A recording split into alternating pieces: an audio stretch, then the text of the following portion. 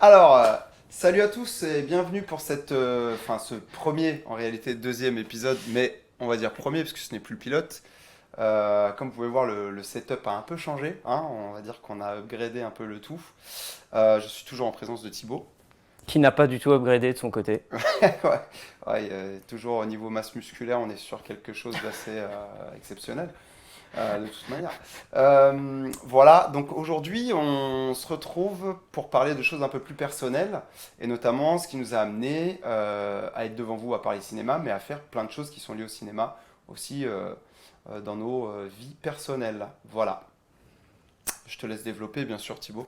Ouais, évidemment. Je développe très bien. Alors, l'idée, c'est que effectivement, vous avez déjà un peu parlé les seconds rôles, qu'est-ce que c'est, quel est le concept, etc. On peut revenir très rapidement dessus. C'est juste l'idée, c'est pour nous, c'est de parler de cinéma, mais pas de parler de tout ce que vous allez entendre à droite, à gauche, les les rôles principaux, les ceci, tout ce que les gens voient. Et nous, bah forcément, on n'a pas envie de parler de ça, on a envie de parler de ce que les gens ne voient pas.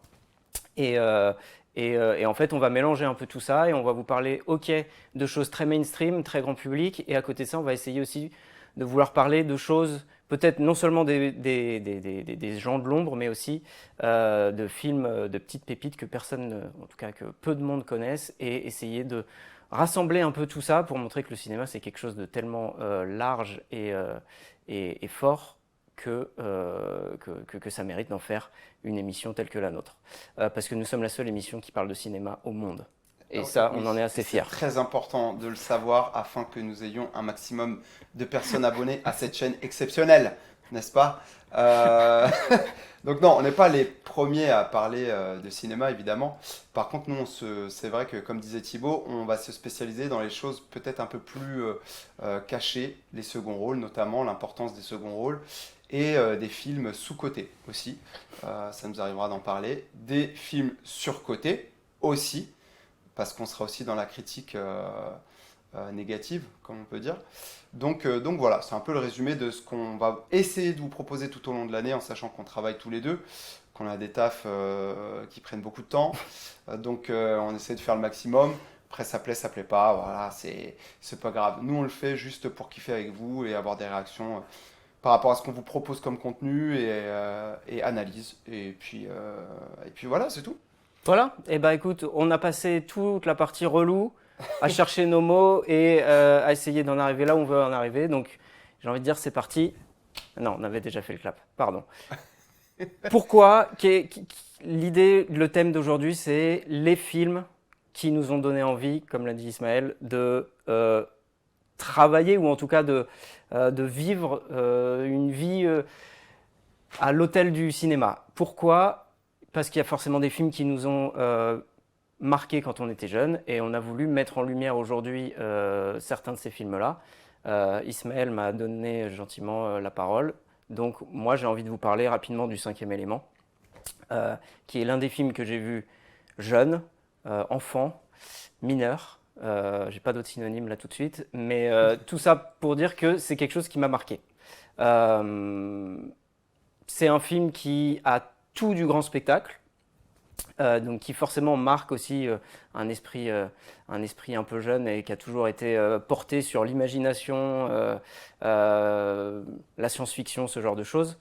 Et en même temps, c'est un film qui, et c'est là où je trouve qu'il est assez fort, c'est qu'il arrive à se démarquer, et encore aujourd'hui, il se démarque vachement de ce qu'on a tendance à voir de la science-fiction au cinéma. C'est-à-dire qu'on est sur quelque chose, en fait, quand on y repense, on est sur quelque chose de hyper coloré. Je pense que c'est ça qu'on retient beaucoup parce qu'aujourd'hui, ce qu'on nous sert et ce qu'on nous rabâche depuis 10-20 ans, notamment à Hollywood, c'est des films de science-fiction très gris, très sombres, très inspirés de Blade Runner en fait. Ouais, c'est ça. Blade Runner qui est clairement un chef-d'œuvre. Mais ce que Luc Besson fait avec le cinquième élément, c'est qu'il reprend certains codes de Blade Runner, la mégalopole futuristique, etc., les Ouais, voitures ouais. qui volent. Et en fait, Certains designs aussi, ouais. voilà, mais à euh, la sauce quoi? Est-ce qu'on peut appeler ça la sauce Besson? Je sais pas ce que veut dire exactement la sauce Besson, mais à une certaine sauce peut-être un peu plus française aussi, je sais pas. Mais en tout cas, il rend le truc hyper pop, hyper coloré. Euh, un peu comme quelque part un nouvel espoir de George Lucas qui est arrivé, qui était très coloré, inspiré des vieilles histoires des années 30-40, de la culture populaire, des bandes dessinées, etc. Et c'est vrai que la bande dessinée, ça joue beaucoup sur les couleurs, ce côté pop. Et du coup, le cinquième élément est carrément dans cet esprit-là. Et en fait, je pense que c'est ça qu'on retient beaucoup. Et si en plus derrière, on rajoute tout le côté production design, les costumes de Jean-Paul Jean-Paul Gaultier, Ouais. complètement incroyable, qu'on n'a jamais vu, qu'on aurait pu voir éventuellement sur sur des films de science-fiction des années 70, qui se sont faits ou qui ne sont pas faits. Et je pense notamment au Dune de Jodorowsky, qui n'a jamais été tourné, qui est un des plus grands films non tournés de tous les temps, et qu'il voyait un petit peu dans cet esprit-là, très coloré, très pop, complètement barré, avec des designs complètement dingues. Et Luc Besson, il se fait un peu un peu l'héritier de tout ça. Et je pense que j'ai déjà dit beaucoup de choses et on va continuer à en parler, mais je pense que c'est bien à un moment donné de donner un peu la parole à Ismaël, qui adore le cinquième élément aussi, donc je pense que c'est bien Ouais. qu'on partage. Alors ouais, c'est vrai que le cinquième élément, c'est un film qui m'a beaucoup plu étant jeune, tout comme Thibaut. J'ai beaucoup aimé moi le côté science-fiction, mais qui se prend pas au sérieux, avec tout le côté très humoristique. Le risque de prendre par exemple Bruce Willis, qui était une figure montante, voire même déjà au sommet carrément des films d'action, pour jouer un mec un peu banal, mais qui reste drôle dans sa façon de recevoir la vie, etc. Et moi j'ai beaucoup aimé ce personnage. Le personnage de Corbin Dallas, il est vraiment charismatique et à la fois pas Mm. sérieux du tout, quoi. Euh, donc moi c'est tous les personnages qui sont dans ce film, ils ont un truc euh, à eux, ils ont un truc spécial qui fait que le film est hyper attachant. Que ce soit le moine du monastère qui est complètement barré, qui est très drôle, que ce soit Hoffman qui est sur Oldman. Ouais, Ouais, Gary Oldman, ouais. on va le faire tout le Pas temps. Dustin Hoffman. Moi, je vais faire des pipences comme ça tout le temps, de toute façon. Mais ouais, Gary Oldman qui est sur un personnage pareil qui est censé être très très méchant, etc., mais qui est au final assez ridicule, mais à Mm. la fois qui reste cruel. Donc c'est. Non, je trouve que en fait, ce film, il est hyper bien fait. Il y a beaucoup de prises de risques et tout fonctionne en fait. Donc après, c'est vrai que les effets spéciaux de l'époque, tu les remets maintenant, bon, c'est un peu vieillissant, mais ça reste quand même un film qui m'a beaucoup marqué. Moi, j'aime beaucoup tout ce qui est science-fiction futuriste, mais qui reste un peu avec les codes de notre société à nous. Donc les taxis qui volent, voilà, les petits appartements miteux, les trucs et tout, ça me parle beaucoup. Ouais, non, franchement, ce film, il m'a marqué, j'ai beaucoup aimé. Ce que je trouve incroyable avec le cinquième élément, c'est que c'est presque pas tellement un film de science-fiction. Au final, c'est plutôt ce qu'on appellerait du space opéra. Et en fait, quand on décompose les deux mots, on se rend compte que Luc Besson, il a été hyper littéral. Il s'est dit, je vais faire du space opéra, donc je vais faire ça dans l'espace, et bah, je vais mettre un opéra. Ouais, Et en scène fait, c'est d'opéra, ouf. c'est vrai. Et en fait, c'est ça. Il a pris le truc au pied de la lettre et il est allé directement sur un peu l'imaginaire, l'idée qu'on peut se faire quand on entend space opéra. Mais aujourd'hui, tu dis space opéra à notre génération ou à beaucoup de gens. Tout de suite, c'est la Divla Plava Laguna et c'est la Ouais. scène cette scène enfin, qui est enfin, qui nous a tous marqués. Voilà, la scène de l'opéra. Et au final, il est allé à fond là-dedans. Il a repris certains codes, il a repris certains clichés. Et comme tu dis, il n'a pas du tout eu peur du ridicule. Il est allé à fond dedans. C'est un film qui est à 200% dans tout ce qu'il fait, dans tous les choix. Une fois de plus, la musique d'Eric Serra qui est extraordinaire. Musique, costume, montage, Ouais, il y a tout qui va en écriture, fait. Ouais, il y a tout qui va. il y a vraiment tout qui est à 200%. Il n'y a pas de retenue, on est dans la sincérité, Ouais, en fait, exactement. on est dans un certain kiff, quoi. On sent qu'il y a des gens qui se font plaisir, C'est qui peut-être même développent des délires d'enfance. Et c'est pour ça que ça rejoint aussi ce thème du jour. Et je pense qu'en plus, le cinquième élément, il parle particulièrement à des jeunes à des gamins qui ont envie aussi un peu de s'échapper, qui ont envie de couleurs, qui ont un peu l'habitude du béton au quotidien. Et d'un seul coup, on te présente un truc complètement fou et tu te dis, mais ça, c'est quelque chose que j'avais dans la tête. Et le gars, il l'a mis sur grand écran. Ouais. Et ça, c'est ouf. Mais du coup, qu'est-ce qui a fait que ce film-là, il t'amène à avoir envie de faire du cinéma ou de te plonger dans le cinéma? C'est quoi les éléments en particulier? Alors, moi, je pense, c'est justement parce que là, c'est vrai qu'on a beaucoup parlé un peu du côté esthétique. Il y a l'autre côté qui est justement, c'est parce que c'est une histoire d'amour, le cinquième élément, quand même. Hmm. Et en fait, c'est ça qui est aussi fou, c'est que au-delà de l'exubérance et au-delà des couleurs et au-delà des vaisseaux spatiaux, et ben en fait, le cœur, c'est deux personnages qui s'aiment et qui forcément voilà, vont finir ensemble et c'est 2 heures juste pour voir ça. Et en fait, c'est hyper humain. Et c'est ça que tu veux. Tu veux trouver ta Lilou aussi quand Ah, t'as voilà. 10 ans. C'est encore des histoires de fesses. Voilà. On est sur ça. Non, parce Toujours, qu'il toujours. enrobe, mais en fait, on est d'accord que c'est plus ça. Parce que, D'accord, tu, donc parce que t'as 10 ans, tu vois ça, tu tombes amoureux. Enfin, moi, j'étais non, mais fou amoureux de Mila alors, Jovovich. pas moi. Moi, je t'avouerais que c'était pas du tout mon type de physique. Même à 12 ans ou 11 ans, j'étais déjà dans un autre type de physique. Mais, pardon. Non, c'est vrai que c'est beau, l'histoire est belle et tout. Mais tu vois, moi, c'est pas du tout ce qui m'a motivé, ce qui m'a fait kiffer quand j'ai vu ce film. Moi, c'est surtout tout ce qui est scène d'action, taxi qui vole, les courses-poursuites. Enfin, classique pour un enfant Mhm. qui est un peu stupide et pas du tout romantique. Non, c'est pas, en plus à l'époque je l'étais quand même, mais peut-être que comme moi je le vivais déjà, euh, c'est pas quelque chose que je recherchais forcément dans les films. Mhm. Voilà. C'est vrai que quand tu es jeune, tu as tendance à transférer tes pulsions et tes envies dans des mangas, dans des films, parce que tu sais pas encore les exprimer, que t'as pas forcément encore envie de les exprimer, parce que c'est gênant. Et c'est vrai que moi, comme j'étais un petit peu en avance sur tout ça, je pense que c'est pas ça qui m'a marqué, et c'était autre chose. Et par contre, je comprends très bien que toi, l'histoire d'amour, t'es guidé dans tout ce film et t'es donné envie, Mhm. voilà, d'avoir ta Lilou, comme tu dis. Ouais, c'est beau, Ouais. c'est très beau. Et au-delà de ça, être capable justement de créer des œuvres euh, ou qui mélange justement tout, où tu vas avoir beaucoup d'action, beaucoup d'humour, beaucoup de sentiments, et en fait créer des œuvres complètes. Hmm. Et en fait, dans le cinquième élément, qui reste un film ultra populaire, hein, on n'est pas sur du film d'auteur, Ah non. euh, mais justement, il y a ce côté liberté de film d'auteur sur film ultra populaire. Et en fait, c'est ça parfois on a du mal à retrouver sur beaucoup de blockbusters et qu'on retrouve sur le cinquième élément et qui fait que pour moi c'est un film total. Et en fait, je pense que ça a généré en moi l'envie de créer des choses, que ce soit, alors peut-être moi je suis plus parti sur la littérature, mais de créer des choses totales où on retrouve absolument tout, Hmm. vraiment. Et c'est ça que j'essaye de faire. Je veux pas écrire des choses qui sont dénuées d'humour.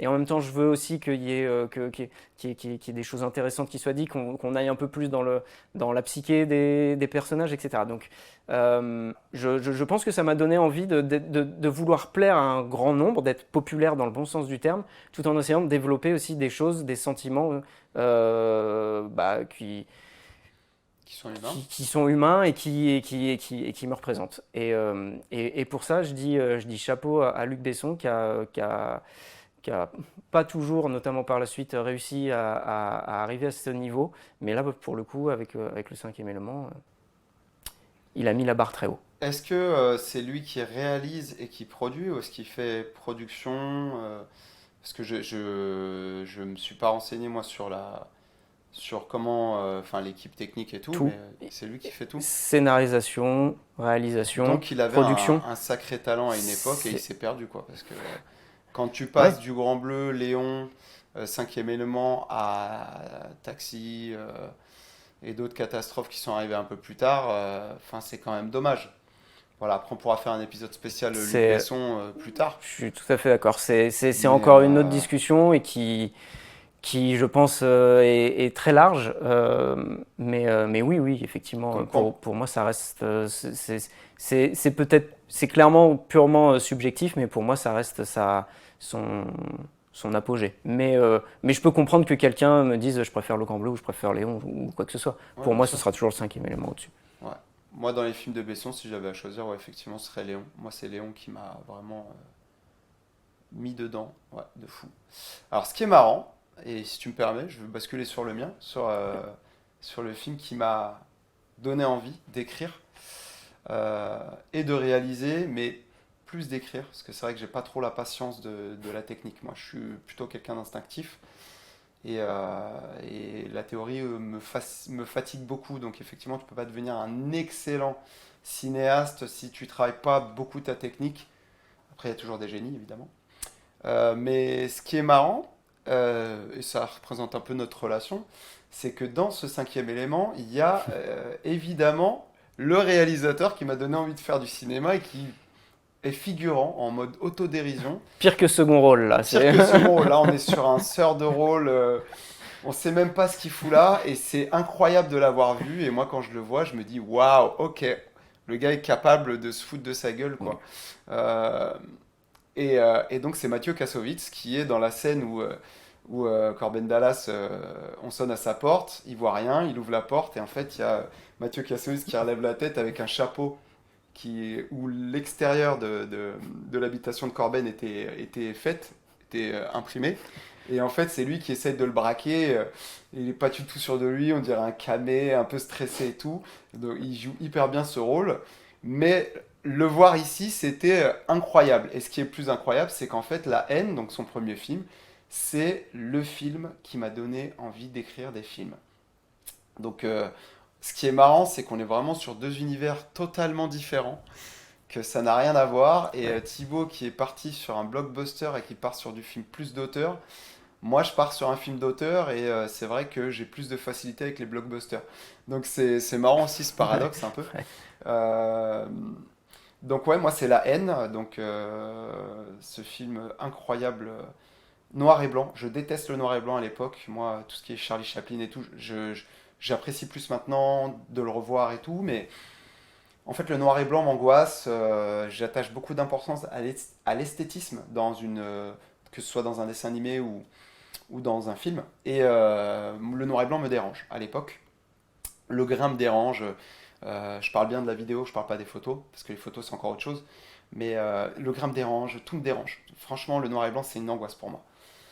Et arrive La haine. Et donc, moi je suis jeune, hein, j'ai allez, 86, 95, ça fait 9. Ouais, je dois avoir 9 ans. Donc je vois ce film à 9 ans. Et en fait, je regarde ce noir et blanc qui m'angoisse pas pour une fois. Et c'est assez ouf. Ouais, il y avait La guerre des boutons aussi qui m'avait pas trop angoissé. Mais parce que c'était très gamin et c'était très drôle comme film. Donc j'avais fait abstraction. Mais bon, bref. Et donc je vois La haine. Et là, waouh, je prends une claque. Et je me dis, mais j'ai envie d'écrire des histoires de cinéma. Parce que ce film, je sais pas comment le décrire tellement c'est complexe. J'ai fait exprès de pas le revoir. Parce que je l'ai regardé très peu de fois dans ma vie, j'ai dû le voir 3 fois. C'est pas un film qui se regarde, re-regarde et Mm. re-regarde, enfin, en tout cas pour moi. Parce qu'il me met dans quelque chose de malaisant. On parlait d'Andorre dans l'épisode précédent, où en fait t'as pas forcément envie d'y être. Donc c'est un film qui m'a marqué, qui me marquera pour toujours, mais j'ai pas envie de me replonger dedans. Ça me rappelle beaucoup de choses aussi de mon enfance, des quartiers et tout. Mais c'est cette sincérité d'amener les choses, euh, franchement, de la façon la plus proche possible de la réalité. C'est-à-dire que quand des gens, l'ayant vu, des gens un peu de la haute, ou des bourgeois, voyant ce film, se disant, ouais, mais c'est forcément de la caricature, c'est pas possible et tout, ben en fait, c'est de la réalité, quoi. Mm. Après, ce qui change, c'est le point de vue, c'est qu'on est très serré sur les persos. C'est qu'on apprend à connaître des persos et pas juste un gang ou un groupe de personnes. Et c'est ça la différence, c'est que effectivement, tu as la vie de la cité, tu as, la délinquance, tu as la violence, mais tu as des personnes. Et on s'arrête sur chaque personne. Il y a un portrait de chaque personne très rapide. On passe très vite de l'un à l'autre. Il est très rythmé comme film. Et parfois, il met des énormes longueurs. Et en fait, ces longueurs, moi, je les ai interprétées de la façon suivante. C'est en cité, on s'ennuie, notamment des cités éloignées de Paris, hein, centre, etc. On ne parle pas de cités parisiennes où tu as quand même accès à plein de choses. Mais dès que tu es en banlieue un peu plus loin, c'est vrai que c'est plus compliqué et tu t'ennuies beaucoup.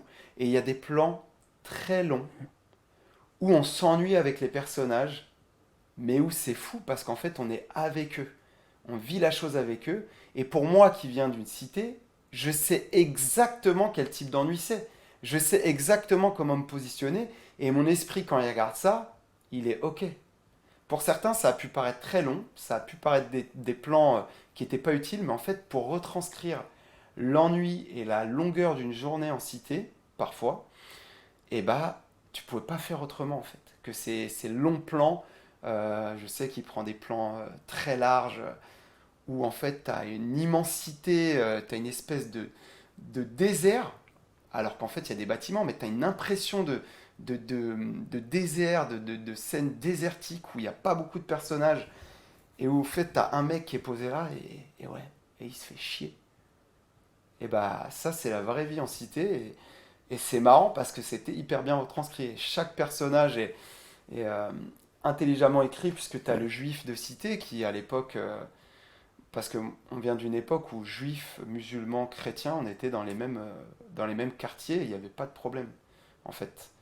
Et là, on est dans une société qui a un peu changé, donc c'est un peu différent, mais au final, on peut retrouver quand même ces genres de cités, dans le 19e notamment, et on en parle trop peu, mais il y avait une fraternité entre les peuples, et il n'y avait pas de problème, on était tous dans la galère.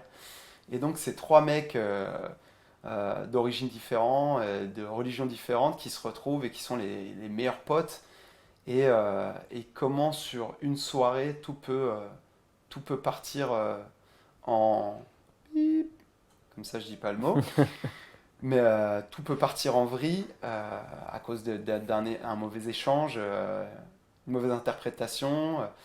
T'as aussi le parallèle entre la bourgeoisie et le prolétariat. T'as aussi le mec de cité qui s'en est sorti, qui vit à Paris et qui a plus les codes des cités, mais qui en même temps reste un peu gang comme on dit. T'as la confrontation avec la police, t'as le break qui prend une place importante, DJ Cut Killer qui mixe aussi. Et c'est marrant parce que ça m'a donné envie aussi de mettre de la musique dans mon quartier. Alors, ouais, au final, quand tu grandis, tu te dis j'ai peut-être fait plus chier les gens qu'autre chose. Mais c'est vrai que moi, je m'amusais à mettre mes disques. C'était des CD, hein, j'avais pas de vinyle. Mais je mettais mes CD et je mettais la sono à fond pour que les gens puissent profiter du son, mais je suis pas sûr qu'ils étaient tous d'accord. Mais voilà, ce film, en fait, il m'a vraiment parlé. J'ai trouvé l'écriture simple et en même temps difficile dans son efficacité. Parce que les choses simples, c'est pas toujours les choses les plus faciles à écrire en final. Ouais. Mais tous ces transferts de monde, du monde parisien à la cité, ouah, c'est la philosophie qu'il y a derrière, la scène avec le petit vieux dans les toilettes qui raconte une histoire où en fait tu essaies de chercher le sens et t'arrives pas à le trouver. Ouais. Et en fait tu es avec eux, tu es coincé et tu te dis il y a un vrai sens ou il n'y a pas de sens à cette histoire, tu vois. Bah, pour moi, je le prends comme une pichenette à l'art contemporain. C'est-à-dire que là, je te raconte un truc, bah, l'art contemporain, c'est pareil, je te montre un truc, qu'est-ce que tu comprends? Bah, si ça se trouve, il n'y a rien à comprendre en fait. Et est-ce qu'on est con à essayer de comprendre un truc qui n'a pas de sens ou est-ce qu'on cherche vraiment à mettre des... Enfin voilà, moi j'ai... Il y a plein de choses et je vais le revoir après en avoir parlé, du coup je vais me permettre de le revoir parce que je pense qu'il y a plein de choses à recomprendre maintenant quoi. Voilà, bah pardon, j'ai duré un petit peu trop longtemps, mais... Non, non, mais moi je fais une petite sieste donc ça va. Voilà. Non, non, mais écoute, t'es dedans, t'es dedans. Moi j'ajouterais quelque chose et pour rebondir, je suis d'accord avec toi que on aurait presque pu, entre guillemets, s'il l'avait mal écrit, on aurait presque pu terminer sur quelque chose de presque documentaire. Mm. Ce qui peut être la dérive de certains films français de nos jours. La haine, c'est pas un documentaire. Et c'est ça qui est fort, c'est que malgré le fait que effectivement ça montre des choses complètement vraies, il y a beaucoup, beaucoup de choix artistiques derrière. Le noir et blanc qui est le plus visible, certes, mais beaucoup de choix scénaristiques et visuels qui en font une vraie œuvre artistique et pas juste on pourrait croire que le gars il est venu avec sa caméra, qu'il a filmé des mecs dans la cité et puis ensuite il a vu il a pris tous ses rushs, 500 heures de rush et puis il a monté un truc. Non, c'est pas du tout ça quoi. Non, il y a un C'est vrai vraiment scénario, il y a de la direction d'acteur. c'est vraiment hyper réfléchi. Moi je trouve quand je l'ai revu récemment, à la fin, ma première réaction ça a été c'est l'un des meilleurs films apocalyptiques que je connaisse. C'est-à-dire qu'en fait, tu arrives à la fin et tu dis ah mais en fait depuis le début, je regarde, ça fait 2 heures, je sais que ça va mal se terminer, je sais qu'il va se passer un truc, je sais que je vais ressortir euh, miné de ce film, je sais qu'il va se passer un truc et évidemment, dernière scène, il se passe un truc. Et du coup, je trouve que pendant tout le film, pendant 2 heures, tu as une sorte de chape de plomb un petit peu qui au-dessus de ta tête, presque une épée de Damoclès, tu sais qu'il va se passer un truc. Ouais. Et du coup, en ce sens, je trouve qu'il a un côté apocalyptique qui peut-être aussi a aidé Kassovitz à avoir des films à Hollywood Ouais. qui ont été des échecs absolus et critiques et publics. Bon, ça, c'est une fois de plus, c'est un peu comme Luc Besson. Il y aurait peut-être aussi toute une discussion à avoir autour de pourquoi est-ce que quelque part, après La Haine, il y a eu quelques succès pour Kassovitz, mais au final, est-ce qu'il a vraiment réussi à dépasser ce qui est un peu considéré comme, comme son apogée en tant que cinéaste? C'est ça. Il y a un peu, j'ai l'impression qu'il y a un peu un chemin commun entre, même s'ils sont complètement différents l'un de l'autre, mais entre Besson et Kassovitz. Mais en attendant, ouais, même les acteurs, on parle des seconds rôles. Moi, je vais revenir sur La Haine au niveau des seconds rôles. Mais tout est juste. Tout est juste. Il n'y a pas de surjeu, il n'y a pas de. Il y a peut-être un peu. Allez, Vincent Cassel. Mais au final, c'est son type de jeu à lui. Ça ressemble vachement à Vincent quand même. Donc c'est même pas du surjeu, c'est le personnage qui veut ça. Il est au-dessus des autres au niveau du jeu, mais parce que c'est aussi pareil, le perso qui veut ça, c'est l'écriture Mm. du perso. Non, tout est juste, même, Ouais. même quand il y a des jeunes ou le vieux dans les toilettes, mais il est putain, mais ce second rôle-là, comment tu l'écris, Ouais. comment tu le Comment, crées, comment tu le diriges artistiquement, comment tu le castes? C'est... mais c'est là où les seconds rôles, c'est du génie. Parce que quand tes seconds rôles, et moi je persisterai à le dire, sont bien faits, bien écrits, même les policiers, quand tout est bien écrit, ils font partie du décor et ça te met dedans, quoi. Tout te met dedans sur ce film. Les décors, euh, les dialogues, la façon de filmer, tout te met dedans. La façon de se rapprocher du plan, de créer de l'éloignement derrière. Enfin, c'est des techniques, c'est tout bête, mais ça, plus ça, plus ça fait un film de fou. Et pour moi, il est incroyable quand ils font le barbecue sur le toit, avec le maire qui passe. Tout est fluide. On dirait que c'est la réalité, quoi. Et c'est ça qu'on demande à des seconds rôles, en fait. Pour moi, c'est fou. Et ouais, voilà, pour moi, c'est un chef-d'œuvre et c'est ce qui m'a donné envie d'écrire. Et j'ai écrit tout de suite après des petits courts-métrages. Alors, ce qui est marrant, c'est qu'on en discutait juste avant. Je pense que vous allez le découvrir sur les épisodes suivants, mais on n'est pas forcément les plus gros défenseurs du cinéma français, Alors, avec Ismaël. Et en même temps, on vient de vous prouver le contraire, puisqu'on a quand même choisi, pour commencer un petit peu, pour donner le coup d'envoi, on a quand même choisi 2 films réalisés par des Français. et sans se consulter en se disant oui, on va parler des films Ouais, français, machin. exactement. On Donc, s'est dit, on s'est posé au café, on s'est dit, c'est quoi le film qui t'a fait kiffer et ouais, qui t'a donné envie? ouais. Il m'a dit le cinquième élément, je lui ai dit La Haine, et putain, c'est 2 films français, quoi. Donc, Donc, comme quoi, vous pourrez nous critiquer plus tard quand on sera relou avec les films français, mais en attendant, on a toujours une preuve qu'on est de fervents défenseurs. Non, au-delà de ça, on a aussi d'autres films qui nous ont façonnés. On va pas évidemment faire la liste, mais je voulais juste revenir sur un autre film français qui va peut-être être un peu plus, ouais, peut-être un peu plus controversé, on va dire, auprès de vous. N'hésitez pas d'ailleurs à nous le dire en commentaire, mais il y a un autre film qui peut-être fait plus série B maintenant, mais qui s'appelle Le Pacte des loups, ah oui, je m'en rappelle. qui est un film voilà, français de Christopher Gans, qui moi aussi m'avait pas mal marqué à l'époque. Ça fait des années que je ne l'ai pas vu. Je sais que peut-être que si je le revois maintenant, de temps en temps, je grincerai des dents et peut-être que je trouverai qu'il y a un petit côté kitsch ou je ne sais quoi, je ne sais pas. Mais je sais qu'en tout cas, moi, à l'époque, c'est aussi un film qui m'avait vachement marqué, qui sortait aussi vachement du lot, hein, un peu comme le cinquième élément. Mais le cinquième élément, il y avait aussi du financement hors France. Pacte des loups, on était quand même sur un film beaucoup plus franco-français, ne serait-ce qu'au niveau de la langue et au niveau du casting, avec aussi beaucoup de second rôle assez fort, même si peut-être que une fois de plus en le revoyant maintenant je les trouverais peut-être un peu trop exagérés, mal écrits ou je ne sais quoi, j'en sais rien, mais en tout cas à l'époque c'est un film qui m'avait pas mal marqué et réussir à mettre de la baston tout en restant dans un contexte ultra français puisqu'on est quand même dans C'est celui qui parle de dans un la contexte baie voilà du dans le Gévaudan, ouais. exactement. Je l'avais en VHS, putain. Voilà. Et ben voilà, c'est un petit film qui après m'a donné aussi un peu d'aller voir plus de Christopher Gans et notamment le film qu'il a fait avant, Crying Freeman, avec Marc Incroyable. Dacascos, C'est un de mes films préférés. qui fait partie pour moi des films peut-être les plus sous-cotés des années Mais de 90. fou. On fera un épisode spécial sur Crime. Voilà, donc peut-être qu'on va pas partir là-dessus maintenant. Non, parce qu'il y a trop de choses à dire, il est Euh, incroyable. mais voilà, ça fait aussi partie des films et Marc Dacascos aussi des acteurs qui ont un peu marqué, qui nous ont un peu marqué Ouais. dans les années Bon, qui est 90. absolument jamais asiatique. Je tenais à casser le beat, hein. C'est ça qui est incroyable avec lui, c'est qu'il a joué que des Asiates. Il est pas asiate. C'est nickel. Yes. Ouais, j'avoue que bon. Mais outre ça, ça s'appelle les années 90, Ouais, avec tout t'avais ce des qu'elles avaient. rebeux qui étaient européens, ça allait, avec un Ouais. peu de maquillage et de la moustache.